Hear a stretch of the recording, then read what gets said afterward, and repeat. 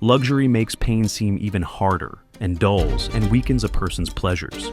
For he who is always indulging in luxury and never experiences pain will eventually be unable to endure any pain, and also incapable of feeling any pleasure, not even the most intense. Dio Chrysostom, Discourses. The contrast between ancient and modern times. Dio Chrysostom, a Greek philosopher, once reflected on the dangers of excessive luxury, observing that the more we indulge in pleasures, the weaker we become in the face of pain.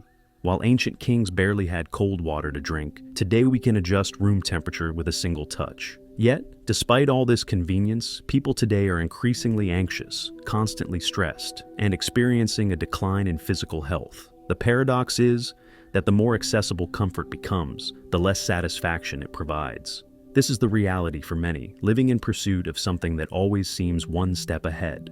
In ancient times, the absence of comfort shaped human resilience. Our ancestors had no choice. Their lives were a constant journey in pursuit of survival. They walked miles to find water, food, and protection. These experiences shaped their minds and bodies, just as they shape ours today. This contrast between ancient times and modern life raises a question. Could what we consider comfort actually be making us more fragile?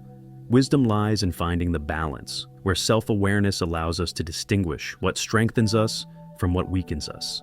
The physical and mental challenges of ancient life. Our ancestors didn't have the conveniences we enjoy today. Every day was a battle for survival, where long treks for water, food, or shelter were part of the routine.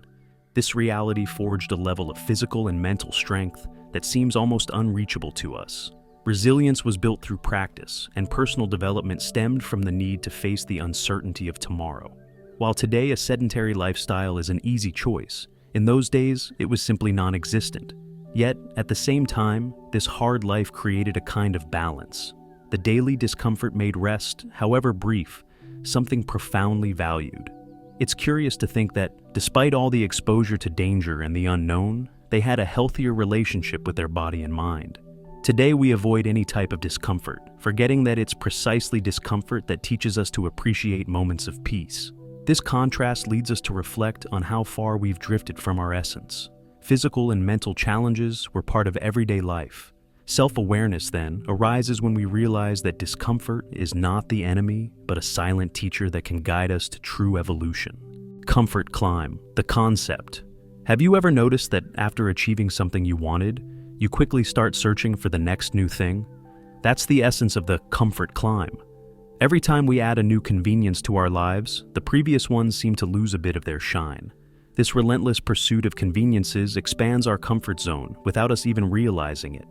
We end up avoiding activities that require effort, which leads to a more sedentary lifestyle. For example, we choose the elevator over a few flights of stairs or drive instead of walking short distances. Small changes can have a big impact on our health and self-awareness. The issue is that this inactivity, beyond causing health problems like obesity and chronic diseases, also weakens us mentally, making us fragile when facing challenges in life. Maybe it's time to rethink our choices and aim for a lifestyle that brings true satisfaction.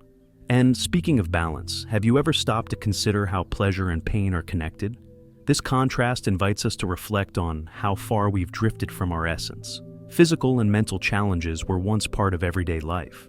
Self-awareness, then, emerges when we recognize that discomfort isn't the enemy, but a silent teacher guiding us toward true growth. The balance between pleasure and pain. The human brain operates on a delicate balance between pleasure and pain, almost like a scale. When we seek excessive pleasure, be it through food, social media, or any other stimulus, this scale begins to tip toward pain. At first, it seems harmless. After all, who doesn't want a bit more pleasure in life? Yet, overindulgence overloads our reward system, and what once brought us joy now becomes a source of frustration. With so many options at our fingertips, how can we resist?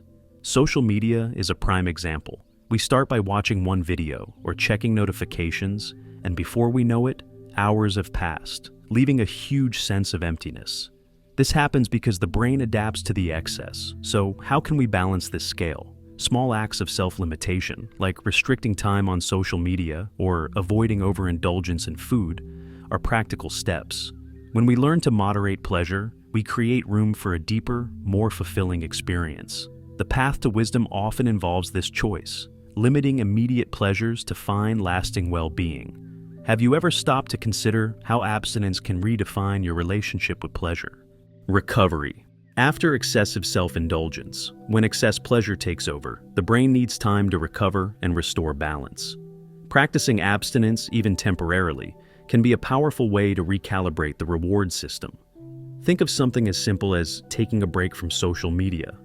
Initially, it might feel challenging, but over time, the brain regains its sensitivity to find pleasure in simple moments, like an in-person conversation or reading a good book.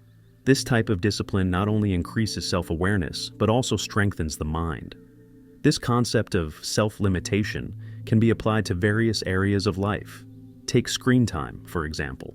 Instead of spending hours scrolling through feeds, that time could be invested in something that genuinely contributes to personal growth. Reading enriching books like Meditations by Marcus Aurelius or The Power of Now by Eckhart Tolle is a way to cultivate wisdom while practicing self-limitation. Small steps like these help detox the brain from excess stimuli, allowing it to find satisfaction in simpler pleasures. The key here lies in discipline. Avoiding excessive indulgence brings us to a place where small pleasures regain their significance. This doesn't mean depriving oneself of everything, but learning to say no at the right moment.